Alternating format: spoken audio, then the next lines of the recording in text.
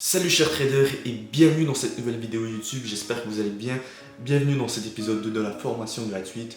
Pour toutes les personnes qui viennent tout simplement de cliquer sur cette vidéo sans avoir forcément regardé l'épisode 1, ce que je vous recommande c'est tout simplement soit de mettre pause et d'aller regarder l'épisode 1 ou de le regarder après simplement cet épisode, puisque tous les épisodes ont été placés dans un ordre pour que vous compreniez le mieux la formation et que vous appreniez de la bonne façon. Donc aujourd'hui dans cet épisode 2, on va tout simplement aborder le sujet des sessions de trading et les paires de trading forex que vous allez pouvoir trade durant justement ces sessions. Cet épisode est super important puisqu'il va vous permettre par la suite dans l'épisode 3 où on va créer donc votre plan de trading de pouvoir bien le compléter grâce à tout simplement ces informations que je vais vous donner aujourd'hui et à ce que vous allez choisir dans cette vidéo. Donc reste bien jusqu'à la fin de la vidéo. Si ce n'est toujours pas fait, je t'invite à t'abonner à ma chaîne YouTube et à activer la cloche, c'est super important si tu veux être au courant des prochains épisodes de la formation gratuite. Je te dis maintenant à tout de suite pour l'épisode 2 et c'est parti. Donc voilà, on se retrouve sur mon écran pour décortiquer tout ça. Donc aujourd'hui on va parler des sessions et des paires de forex que vous allez pouvoir trade lorsque vous débutez. C'est quelque chose qu'il faut mettre au point dès le début puisque ça va vous servir pour simplement l'épisode 3, comme je l'ai dit précédemment, où on va créer votre plan de trading. Et c'est important de choisir la session que l'on va trade, les heures que l'on va trade, avec les paires que vous décidez de trade aussi. Ne vous inquiétez pas, on va parler de tout ça ensemble pour que à la fin de cet épisode, vous ayez plus une image claire de ce que c'est que les sessions et les paires que vous allez pouvoir trade. Donc là en tant que tel, j'ai mis 3 sessions majeures, vous en voyez 4 puisque tout simplement la session de Sydney et la session de Tokyo, c'est en gros c'est une seule session, c'est la session asiatique, mais j'ai quand même voulu mettre les deux tout simplement puisque il y en a une qui débute justement à 17h et l'autre à 20h, mais ça reste quand même la session asiatique. Donc 3 sessions majeures. Lorsque vous tradez, le marché est ouvert donc du lundi au vendredi et du dimanche au vendredi. Donc je sais que chez nous en Amérique du Nord ça ouvre à 5h PM le dimanche, donc chez vous ça doit être à 10h du soir en Europe si je dis pas de conneries. Donc jusqu'à vendredi 5h du soir 5h du soir ici en Amérique du Nord, donc 10h chez vous en Europe. Donc ça c'est tout simplement les heures d'ouverture où le marché est ouvert concernant donc le marché du forex bien évidemment. Donc voilà, on va commencer par la session de Londres. Donc la session de Londres, là j'ai tout mis les heures Eastern Time, c'est-à-dire heure nord-américaine, mais si vous êtes en Europe, vous rajoutez tout simplement 5 heures de plus. Donc par exemple la session de Londres Eastern Time débute à 3h du matin et se termine à midi PM, c'est-à-dire que vous en Europe ça serait de 8h du matin jusqu'à 5h du soir. Par la suite la session de New York, donc la session nord-américaine débute à 8h du matin et se termine à 17h Eastern Time. Par la suite, on a donc la session asiatique qui simplement commence par la session de Sydney qui va débuter à 17h et qui va se terminer donc à 2h du matin Eastern Time, et la session de Tokyo qui débute à 20h et qui se termine donc à 4h du matin Eastern Time. Donc ça ce sont les trois, on va dire les 3 sessions majeures si on met ensemble la session de Sydney et de Tokyo comme je l'ai dit pour faire la session donc asiatique. Et puis concernant ces 3 sessions, moi ce que je vous recommande, je sais que vous avez peut-être un emploi du temps assez chargé, que ce soit avec le boulot, les études, etc. Et que vous n'avez pas forcément beaucoup de temps. Mais vous devez choisir quand même une session qui va vous convenir selon le temps que vous avez. Moi ce que je recommande c'est de trade la session de Londres et celle de New York puisque ce sont les 2 sessions où il y a le plus de volatilité et où les paires majeures tout simplement juste en dessous que j'ai mises ont tout simplement le plus de volatilité. Donc qui dit plus de volatilité, donc que ça bouge plus, dit plus d'opportunités tout simplement. Donc vraiment nous ce qui va nous intéresser c'est de tout simplement trader celle de New York et celle de Londres. Ok, ça ce sont les 2 sessions que je vous recommande de trader. Après quand je dis les sessions de trader, ça veut pas forcément dire de rester de 8h à 17h par exemple devant son écran à attendre des opportunités. C'est pas ça. Par exemple je vais vous donner l'exemple avec moi je trade donc la session de New York, donc je ne trade pas de 8h à 17h mais je trade de 8h à midi, c'est à dire que entre 8h et midi je me permets de prendre des positions. Après midi pour moi ma session en tant que telle de trading est terminée, c'est-à-dire que je ne peux plus prendre de position. Ça ne veut pas dire que si j'ai pris une position entre 8h et midi, je dois la clôturer à midi.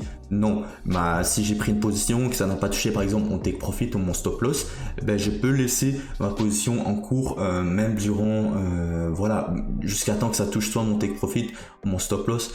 Mais c'est à moi, c'est ça, je verrai en tant que tel comment est-ce que je vais gérer mon trade. Mais on verra ça dans d'autres épisodes. Je vais pas trop rentrer dans les détails là-dedans.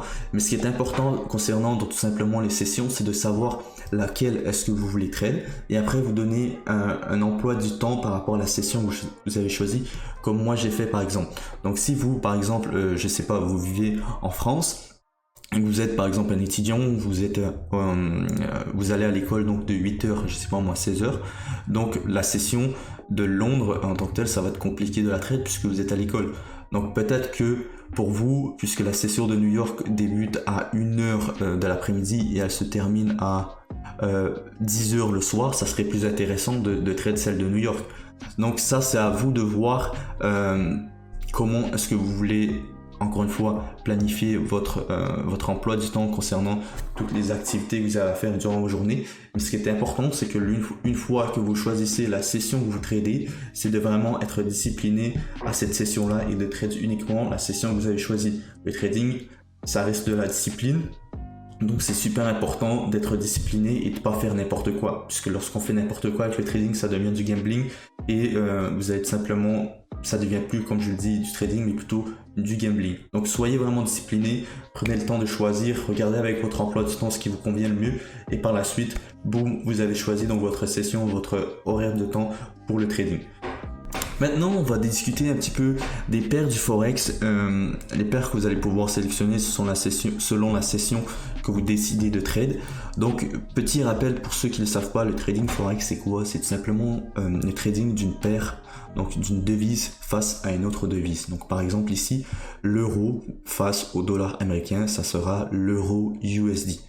Ensuite, le GBP USD, ça sera le pound, donc l'argent de l'Angleterre en tant que tel face au dollar américain. Ensuite, le USD JPY, le dollar américain face au yen japonais. Donc le JPY, c'est le yen japonais. AUD USD, donc le dollar australien face au dollar américain. NZD USD, le dollar néo-zélandais face au dollar américain, le USD CAD, le dollar américain face au dollar canadien, et le USD CHF, donc le dollar américain face au franc suisse. Donc ça, ce sont les 7 paires majeures du Forex où simplement il y aura le plus de volatilité.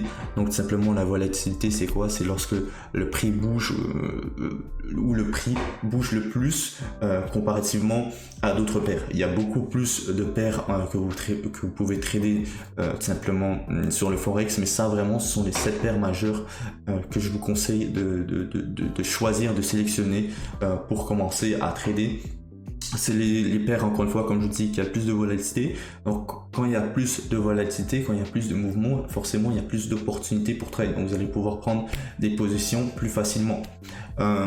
Donc ce que je vous recommande ici dans les 7 paires majeures, c'est d'en sélectionner, si vous êtes débutant, d'en sélectionner que 2. Pourquoi est-ce que vous devez en commencer par 2? Parce que la raison est super simple, même une, mais des fois ça peut être, moi j'ai commencé avec une, et ça peut être un peu ennuyant de trader une paire. Donc quand on a une autre paire, en plus ça peut enlever un petit peu cet ennui et pouvoir prendre plus, vous allez avoir plus d'opportunités en tant que tel et vous allez pouvoir prendre plus de positions, puisqu'au début, quand on débute, c'est pas forcément important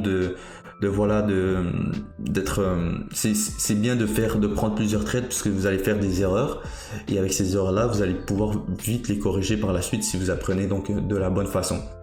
Donc pourquoi 2 paires? Parce que tout simplement vous allez pouvoir apprendre comment ces paires là bougent. C'est important au début de pouvoir comprendre un petit peu ce que c'est que le marché Forex, concernant aussi, on va regarder plus tard dans les épisodes ce que c'est que l'analyse fondamentale, puisqu'il y a des news en tant que telles dans le monde qui vont impacter ces paires là et qui vont faire bouger donc ces devises. Par exemple s'il y a une news qui va sortir par exemple sur le dollar américain, je dis par exemple une news concernant l'inflation américaine, toutes les paires touchant par exemple le dollar américain, donc l'euro USD, le USD JPY, le GPB USD, NZD USD, bref, toutes les paires qui vont toucher le dollar américain vont être impactées, et là il y aura de la volatilité, donc ça va bouger énormément. Et c'est pour ça qu'au début, quand on a plusieurs paires, quand on a une watchlist de 5-10 paires tout simplement, ça va devenir compliqué de pouvoir maîtriser ces paires-là, de comprendre un petit peu comment est-ce qu'elles bougent, etc. Donc ça va être mélangeant et vous allez faire beaucoup plus d'erreurs que si vous vous concentrez uniquement sur une, voire 2 paires tout simplement. Donc commençons donc par les 2 paires. Je vais vous donner un peu mon avis concernant ces paires-là, comment est-ce qu'elles bougent par rapport aux sessions que vous avez sélectionnées. Donc, comme je vous l'ai dit, pour moi, les 2 sessions majeures là où il y aura le plus de volatilité, et les 2 sessions que je vous conseille de trader, c'est la session de Londres et de New York. Donc, par exemple, l'euro USD et le pound USD sont les 2 paires qui auront le plus de volatilité durant ces 2 sessions-là. Donc, ces 2 paires-là, vous pouvez les trader durant la session de Londres et celle de New York, il n'y aura aucun problème. Le USD JPY, là encore une fois je vous conseille cette paire là de la trader durant celle de Londres. C'est là je pense qu'il y aura le plus de volatilité pour ces paires là, puisque vous avez le yen japonais, et le yen japonais ça bouge aussi durant celle asiatique et durant celle de Londres tout simplement aussi. AUD USD, la même chose, c'est durant la session de Londres, puisqu'on aura le dollar australien dedans. Vous pouvez la trader aussi pendant la session asiatique, tout ce que vous voyez AUD, JPY, vous pouvez tout simplement trader ça aussi durant la session asiatique si vous avez sélectionné cette session là tout simplement. Donc là je reviens d'avoir une notification TP1, j'étais dans un trade tout simplement, c'est pas grave.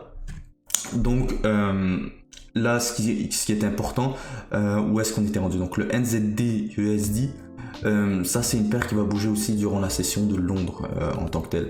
Le USD CAD, le dollar américain face au dollar canadien, très clairement, ça sera donc la session de New York, puisque tout simplement voilà, c'est le dollar américain et le dollar canadien, c'est tout simplement des devises dans le nord, du côté du continent de l'Amérique tout simplement, et c'est là que ça va bouger tout simplement le plus lorsque la session de New York va débuter. Le USD CHF, ça c'est une paire que vous pouvez trader aussi durant la session de Londres et la session de New York. Donc si je récapitule le tout, donc l'euro, les GPB et le USD CHF sont les 3 paires que vous pouvez trader durant la session de New York et de Londres. Ensuite le USD CAD, encore une fois ça sera la session de New York. NZD, AUD sont des paires que vous pouvez trader durant celle de Londres et asiatique. Et le USD JPY, encore une fois, Londres et asiatique, tout simplement. Donc selon la session que vous avez décidé de trade et tout simplement l'horaire que vous êtes mis pour trader, vous allez sélectionner 2 paires que vous voulez trade tout simplement. Encore une fois, comme je l'ai dit, si vous voulez vraiment plus de volatilité et que votre session c'est durant celle de Londres et New York, l'euro USD et le pound USD seront 2 très bonnes paires pour débuter dans le trading tout simplement. Donc voilà, l'épisode tire donc maintenant à sa fin. On a vu aujourd'hui donc les sessions et les paires que vous allez pouvoir trade. Ça sera donc très utile pour le prochain épisode qui sera donc le plan de trading. Ça sera un épisode super important. Donc encore une fois, n'oubliez pas, si vous êtes rendu à ce stade de la vidéo, de vous abonner pour être mis au courant du prochain épisode, encore une fois, qui sera super important. Donc voilà, j'espère que vous avez apprécié cet épisode. Si jamais vous avez des questions, venez me les poser en commentaire. Et puis je vous dis à très bientôt pour l'épisode 3. Ciao.